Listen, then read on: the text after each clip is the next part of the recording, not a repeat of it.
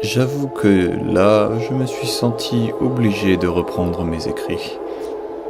Comme je l'ai dit, j'écris uniquement quand j'en ai le temps. Et j'ai effectivement trouvé un endroit pour dormir.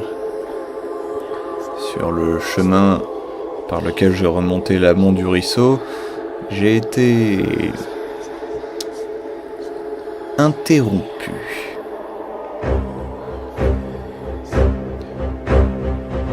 J'avoue que j'ai un peu de mal à me concentrer. Dans l'endroit où je suis, j'ai presque l'impression d'entendre des voix et d'être observé. Je vais donc reprendre depuis le début. Alors que je remontais le ruisseau, j'ai été, comme je l'ai dit, interrompu par des loups. Une meute, pour être précis. J'ai peut-être réussi à en amocher un avec mon arc. Mais rien de plus, je me suis contenté de fuir. De toute façon, une meute de loups, c'est bien trop grand pour un seul homme.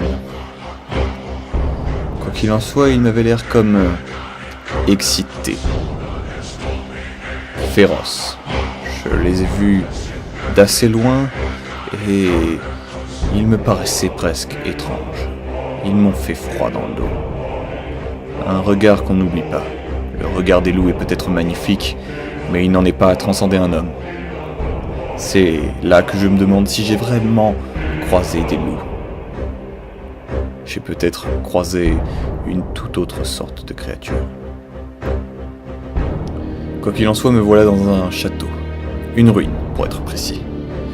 Je ne sais pas comment j'ai atterri là et je ne me souvenais pas qu'il puisse y avoir des ruines aussi proches du château de Rochefort.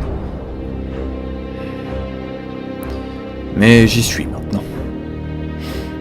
Cela manque peut-être de confort, mais ce sera suffisant pour passer la nuit en sécurité. Du moins, je l'espère. Il restait des flambeaux pas encore allumés, et j'ai pu m'installer une place plus ou moins confortable. Sommaire, mais à l'abri des loups, à la lumière et à la chaleur. Je vois d'anciennes tapisseries et des tapis déchirés, presque griffés. C'est à se demander si je suis vraiment en sécurité. Mais si je prends le temps d'écrire ces lignes, c'est que je le suis encore. Comme je le disais, ces loups m'ont poursuivi. Ils m'ont poursuivi jusqu'à ce que je trouve cet endroit. Mais ils sont restés à tourner autour des ruines. Elles ne sont pas bien grandes, mais ils étaient quand même vraiment très nombreux pour pouvoir maintenir un bruit constant et une pression constante autour de moi.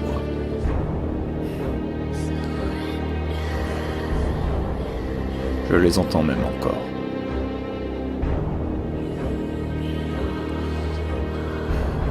Je ne sais pas vraiment quoi faire. J'aimerais retourner aux terres de Rochefort. J'avoue que quand je vois l'état dans lequel cet endroit a été laissé, je me dis que je ferais peut-être mieux. Alors, j'écris un peu à la va-vite, je ne sais même plus à quoi je pense.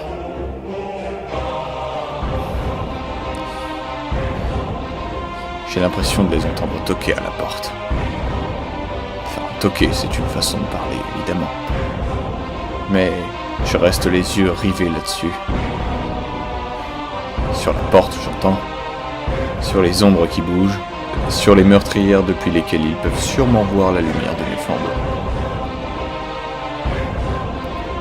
Il faut bien que j'assure ma sécurité, mais si je n'arrive pas à dormir, ils seront sûrement encore là demain, prêts à me déchiqueter.